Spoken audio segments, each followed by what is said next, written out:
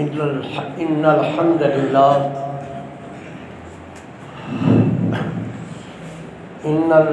لله نحمده ونستعينه ونستغفره ونستهديه ونستنصره ونعوذ بالله من شرور أنفسنا ومن سيئات أعمالنا من يهده الله فلا مضل له ومن يضلل فلا هادي له وأشهد أن لا إله إلا الله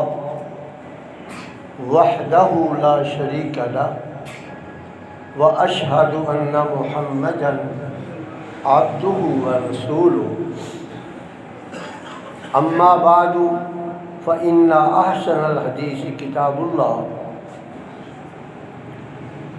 وخير الهدي هدي محمد صلى الله عليه وسلم وشر الأمور محدثاتها وكل محدثة بدعة وكل بدعة ضلالة وكل ضلالة في النار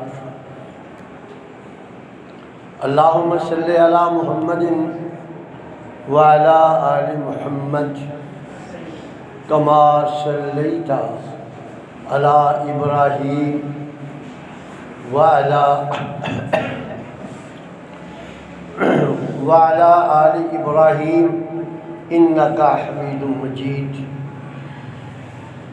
اللهم بارك على محمد وعلى آل محمد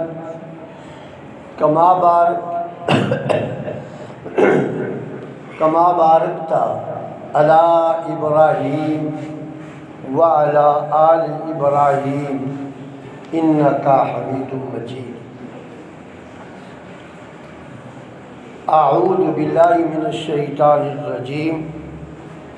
بسم الله الرحمن الرحيم ولو يؤاخذ الله الناس بظلمهم ما ترك عليها من دابة ولكن يؤخرهم إلى أجل مسمى فإذا جاء أجلهم لا يستأخرون ساعة ولا يستقدمون ويجعلون لله ما يكرهون وتصف ألسنتهم الكذب أن لهم الحسنى لا جرم أن لهم النار وأنهم مفرطون تالله لقد أرسلنا إلى من قبلك فزين لهم الشيطان أعمالهم فهو وليهم اليوم ولهم عذاب أليم وما أنزلنا عليك الكتاب إلا لتبين لهم الذي اختلفوا فيه وهدى ورحمة لقوم يؤمنون وَلَوْ يُؤَاخِذُ اللَّهُ النَّاسَ بِظُلْمِهِمْ اللہ اگر لوگوں کو ان کے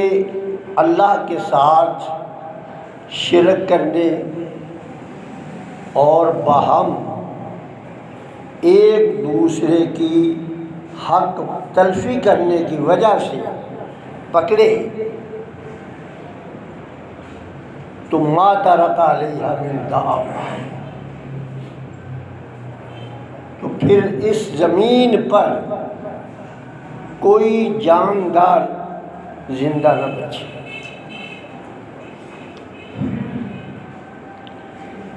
وَلَٰكِن يُؤَخِّرُهُمْ إِلَىٰ أَجَلٍ مُّسَمًّى، لیکن وہ انسانوں کو ایک وقت مقرر تک مہلت دیتا ہے، فَإِذَا جَاءَ أَجَلُهُمْ، جب وہ وقت مقرر آ جائے گا، لا یستأخرون ساعہ، اس میں ایک سیکنڈ بھی تاخیر نہیں ہوگی، ولا یستقدمون، اور نہ ایک سیکنڈ وہ پہلے آئے گا، وَيَجْعَلُونَ لِلَّهِ مَا يَكْرَهُونَ، اور اللہ کی طرف وہ ایسی چیزوں کی نسبت کرتے ہیں جو وہ اپنے لیے ناپسند کرتے ہیں، وَتَصِفُ أَلْسِنَتُهُمُ الْكَذِبَ، اور ان کی زبانیں جھوٹ بولتی ہیں۔ کیا جھوٹ بولتی ہے؟ أَنَّ لَهُمُ الْحُسْنَى، کہ ان کے لیے تو اچھائیاں ہی اچھائیاں ہیں۔ اور وہ یہ جھوٹ کیوں بولتی ہیں، اس کی وضاحت آگے والی آیت میں ہے، اور یہاں اس جھوٹ کی سزا بیان کی گئی ہے کہ لا جرم، اس میں کوئی شک کی بات نہیں ہے، ان لہم النار، ان کے لیے اچھائیاں نہیں ہیں، ان کے لیے آگ ہے، وَأَنَّهُمْ مُفْرَطُونَ، اور وہ آگ میں ڈالنے کے بعد انہیں نظر انداز کر دیا جائے گا، ان کے واویلا، شور و غوغا، چیخنا چلانا، معذرتیں کرنا اور معافی مانگنا کسی کام کا نہیں۔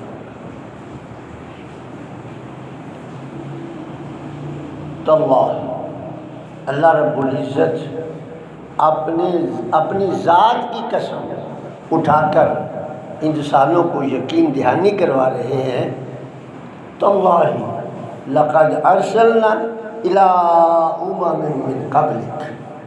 کیا پیارے حبیب، ہم نے آپ سے پہلے بھی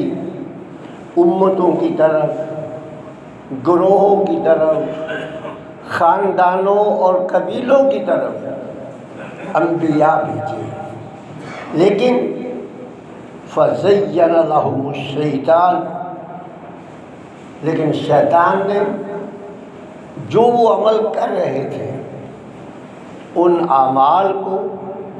ان کے لیے بڑا خوبصورت کر کے پیش کیا، فَهُوَ وَلِيُّهُ الْيَوْمَ، جس کا نتیجہ یہ ہے کہ شیطان ہی اس دنیا میں ان کا ولی ہے،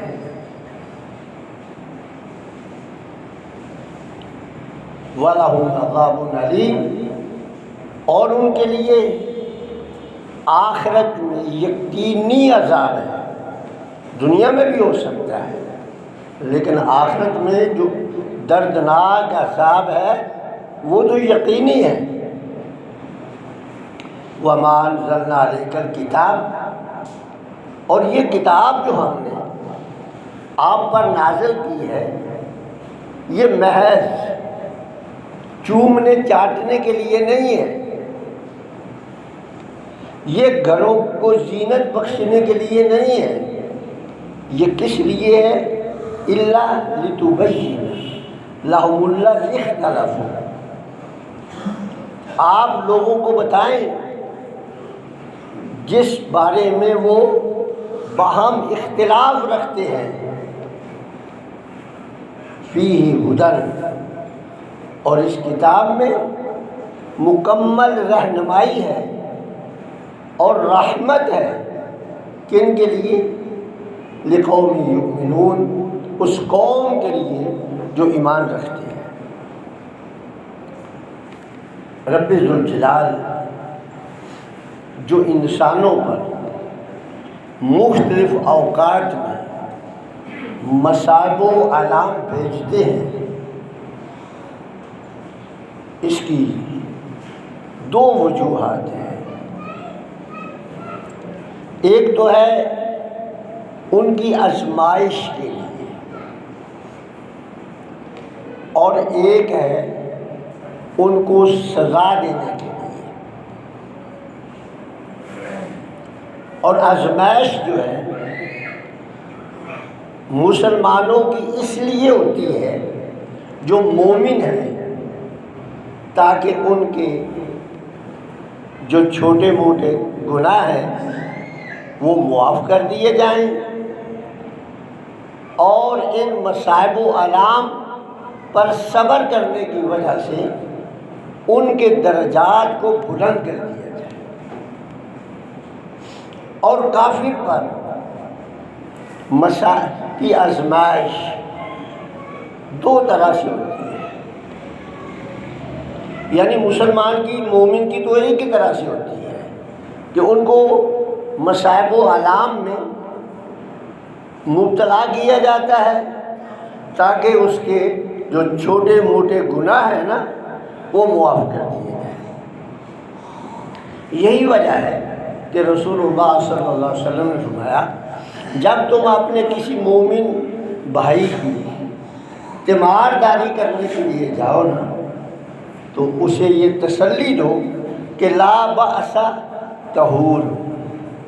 کہ بھئی آپ گھبرائیں نہیں، یہ جو آپ کو مصیبت آئی ہے یہ آپ کو گناہوں سے پاک کرنے کے لیے آئی ہے. یہ مومن کے لیے ہے، اور کافر کے لیے ایسا نہیں ہے. جو اللہ کے باغی ہیں نا ان کو جب مصیبت آتی ہے نا وہ اس لیے نہیں آتی. ان کو کس لیے آتی ہے؟ ان کو اس لیے آتی ہے کہ تاکہ انہیں سزا دی جائے دنیا میں، اور وہ آخرت کے انجام کو سامنے رکھ کر اللہ کے حضور گڑ گڑائیں، توبہ کرے اور مسلمان ہو جائے. اور اگر ان کی آزمائش کی جاتی ہے تو پھر اس لیے کی جاتی ہے کہ تاکہ انہیں مال و زر دے کر ان کی سرکشی اور بغاوت جو ہے اس کو اور اجالا کر دیا جائے. لیکن مومن کی آزمائش ان کے درجات کی بلندی کے لیے، اور مشرکین و کفار کی آزمائش ان کی بغاوت و سرکشی میں اضافے کے لیے. اور یہ جو دنیا میں اللہ رب العزت اعمال کی سزا دیتے ہیں یہ مکمل نہیں ہے، پوری نہیں ہے. اگر مکمل سزا دے رب ذوالجلال، اگر مکمل سزا دے انسانوں کو جو ان کے جرائم ہیں، چونکہ انسانوں کی اکثریت دو طرح کے حقوق کی تلفی کرتے ہیں. ایک تو اللہ کے حق کی تلفی کرتے ہیں، وَلَوْ يُؤَاخِذُ اللَّهُ النَّاسَ بِظُلْمِهِمْ. اللہ کے حق کی تلفی کیا کرتے ہیں کہ اللہ کے ساتھ اس کے بندوں کو اور اس کی مخلوق کو شریک ٹھہراتے ہیں. یہ اللہ کے حق کی تلفی ہے. اور ان کی آپس میں حق تلفی کیا ہے کہ ایک دوسرے کے ساتھ ظلم و زیادتی کرتے ہیں. اور اللہ کی جو حق تلفی ہے، اللہ کے ساتھ شریک ٹھہرانا، رب ذوالجلال نے اسے دنیا کی سب سے بڑی حق تلفی قرار دیا ہے. ان الشرک لظلم عظیم. اللہ کے ساتھ کسی کو شریک ٹھہرانا یہ ظلم عظیم ہے. اور پھر شیطان مکار کا یہ کارنامہ اللہ نے بتایا ہے کہ شیطان جو ہے یہ انسان سے شرک بھی کرواتا ہے، اور اس شرک کو نیکی کے روپ میں انسان کے سامنے لا کر کھڑا کرتا ہے، عقیدت کے روپ میں انسان کے سامنے لا کر کھڑا کر دیتا ہے۔ آپ دیکھ لیں، جتنی بھی آسمانی مذاہب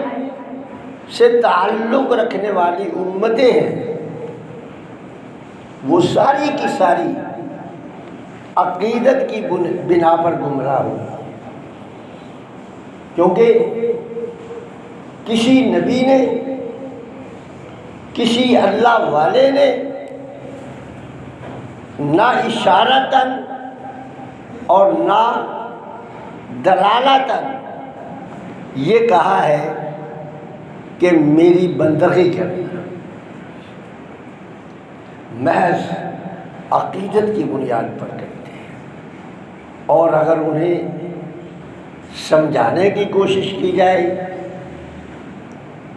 کہ بھائیو، جب تم یہ اقرار کرتے ہو کہ اشہد ان لا الہ الا اللہ، کہ اللہ کے علاوہ کوئی معبود نہیں، اور اللہ کے علاوہ جن کی بھی تم بندگی کرتے ہو وہ غیر اللہ ہے، اور شیطان نے ان کے دل میں کیا بات ڈالی ہے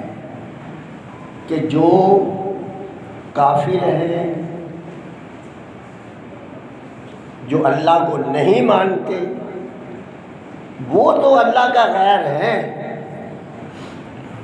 اور جو اللہ والے ہیں نا،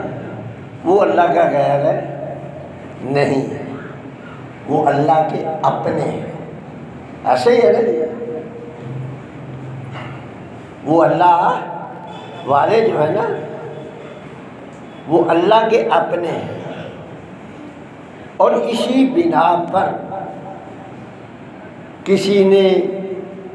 عیسیٰ علیہ السلام کو اللہ کا بیٹا کہا، کسی نے عزیر کو اللہ کا بیٹا کہا، کسی نے فرشتوں کو اللہ کی بیٹیاں کہا، اور کسی نے اللہ والوں کو اللہ کے بیٹے کہا۔ صرف یہ بات انبیاء تک محدود نہیں رہی یا فرشتوں تک محدود نہیں رہی کہ انہوں نے فرشتوں کو یا انبیاء کو اللہ کی اولاد قرار دیا، بلکہ اللہ والوں کو بھی اللہ کی اولاد قرار دیا۔ نحن ابناء اللہ و احباؤہ، جب اللہ کے رسول نے ان کو دعوت دی کہ دیکھو، یہ جو تم آپس میں اختلافات میں پڑے ہوئے ہو، کوئی فرشتوں کو پوجتا ہے، کوئی عیسیٰ علیہ السلام کو پوجتا ہے، کوئی عزیر علیہ السلام کو پوجتا ہے، اور ایک دوسرے کو یہ کہتے ہو وقالت الیہود لیست النصارى علی شیء، یہودی یہ کہتے ہیں کہ عزیر کی عبادت تو حق ہے لیکن عیسیٰ کی نہیں ہے، ان کا موقف درست نہیں، اور عیسائی کہتے ہیں کہ عیسیٰ کی عبادت عین اسلام ہے اور عزیر کی عبادت درست نہیں۔ مشرکین مکہ ان سے بھی بازی لے گئے، انہوں نے کہا تم سب غلط ہو، فرشتے جو ہیں نا یہ اللہ کے بیٹے ہیں۔ اللہ رب العزت کیا فرماتے ہیں کہ فَزَيَّنَ لَهُمُ الشَّيْطَانُ أَعْمَالَهُمْ، کہ یہ جو اعمال ہیں نا ان کے، یہ شیطان نے ان کے سامنے خوبصورت کر کے پیش کیے ہیں، اور دنیا میں شیطان ہی ان کا ولی ہے، وہ کسی بھی روپ میں پوجے، دراصل ولی جس کو وہ کہتے ہیں نا، وہ دراصل شیطان ہے۔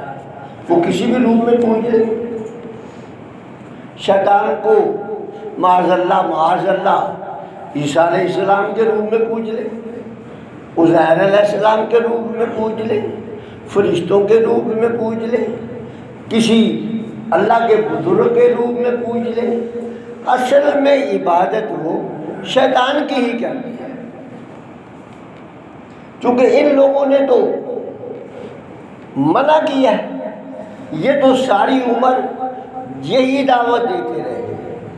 کہ قولو لا الہ الا اللہ، کہ اللہ کے علاوہ کوئی معبود نہیں ہے۔ اور یہ اللہ کے ساتھ شرک کرنا یہ اتنا بڑا ظلم ہے، اور اللہ کی غیرت کو للکارنا ہے،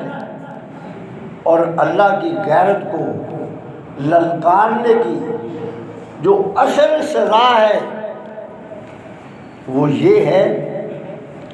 کہ انسانیت کا نام دنیا سے ختم کر دیا جائے۔ اور ظاہر ہے جب انسانیت کا نام دنیا سے ختم ہوگا تو پھر باقی کسی کا بھی نہیں رہے گا۔ کبھی سوچا ہے آپ نے کہ اللہ نے یہاں کہا کہ وَلَوْ يُؤَاخِذُ اللَّهُ النَّاسَ بِظُلْمِهِمْ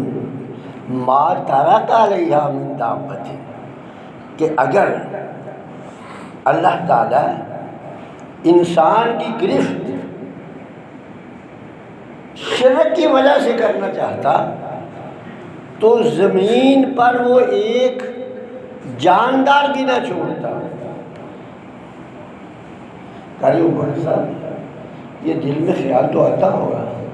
کبھی ظلم تو انسان نے کیا ہے، شرک تو انسان کرتا ہے، گائے بھینسے کتے بلے شیر چیتے ہاتھی یہ تو شرک نہیں کرتے، یہ تو اللہ کے ساتھ ہے، یہ تو شرک نہیں کرتے۔ شرک انسان نے کیا، اور انسان کی سزا جو ہے، ڈاکٹر صاحب ذرا غور سے سنیے کہ انسان جرم انسان کا ہے، ظالم انسان ہے، لیکن سزا جو ہے وہ ہر جاندار کو مل رہی ہے۔ یہ کیوں؟ جبکہ اللہ تو ہے، اللہ ظلم بھی نہیں کرتا، اللہ تو ظلم نہیں کرتا۔ آخر میں انسان کی سزا یہ دابۃ الارض کو کیوں مل رہی ہے، یہ حشرات کو کیوں مل رہی ہے؟ اس کی وجہ بھی اللہ نے قرآن میں بتائی ہے، هو الذی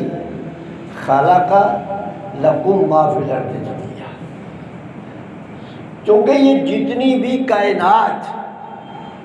زمین پر اللہ نے پیدا کی ہے وہ سب انسان کی وجہ سے پیدا کی ہے۔ جتنی بھی زمین اللہ نے اور جتنی بھی کائنات، ایک رینگنے والے کیڑے سے لے کر فضا میں اڑنے والے پرندے تک، گھاس کھانے والے چرندے سے لے کر گوشت خور درندے تک، جتنے بھی مخلوق ہیں، هو الذی خلق لکم ما فی الارض جميعا۔ کیوں ایسے ہے نا کہ وہ اللہ نے کس کے لیے پیدا کی ہے، کس وجہ سے پیدا کی ہے، وہ انسان کی وجہ سے پیدا کی ہے۔ اور ظاہر ہے کہ جب انسان ہی نہیں رہے گا تو پھر وہ مخلوق کیوں رہے گی؟ وہ تو انسان کی وجہ سے بنائی گئی ہے نا۔ اللہ کہتا ہے کہ انسان کے لیے۔ اب آپ یہ ذرا غور کریں بھئی اس مخلوق سے انسان کو کیا فائدہ ہے؟ جو اللہ کہہ رہے ہیں نا کہ میں نے ساری مخلوق انسانوں کے لیے پیدا کی ہے، اس انسان کو کیا فائدہ ہے؟ یقین جانیے جو بعض قومیں جو اللہ کو نہیں مانتی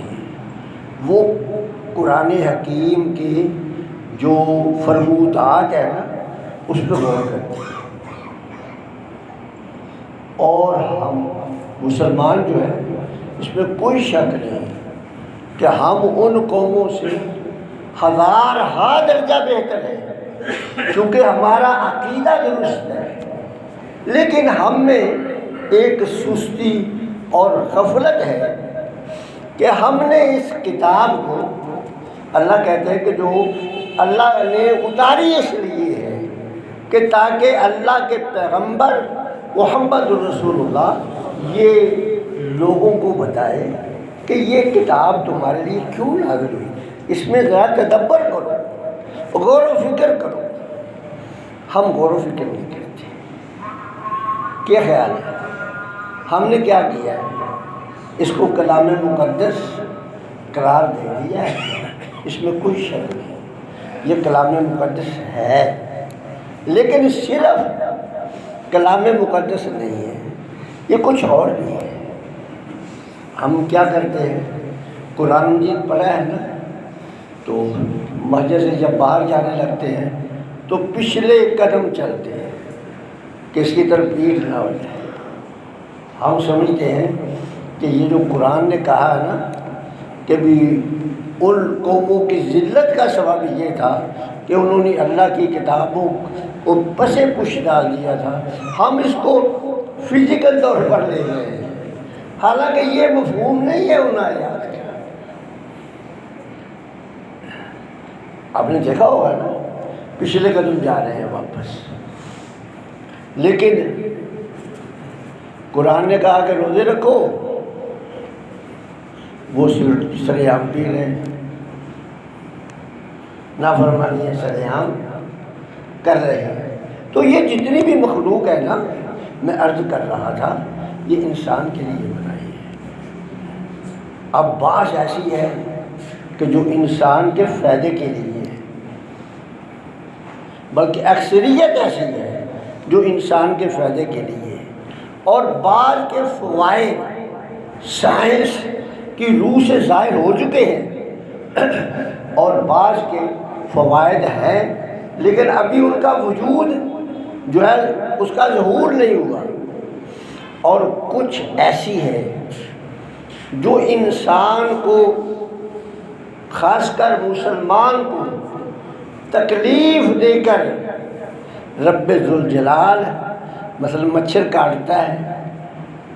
مچھر ہے کاٹتا ہے،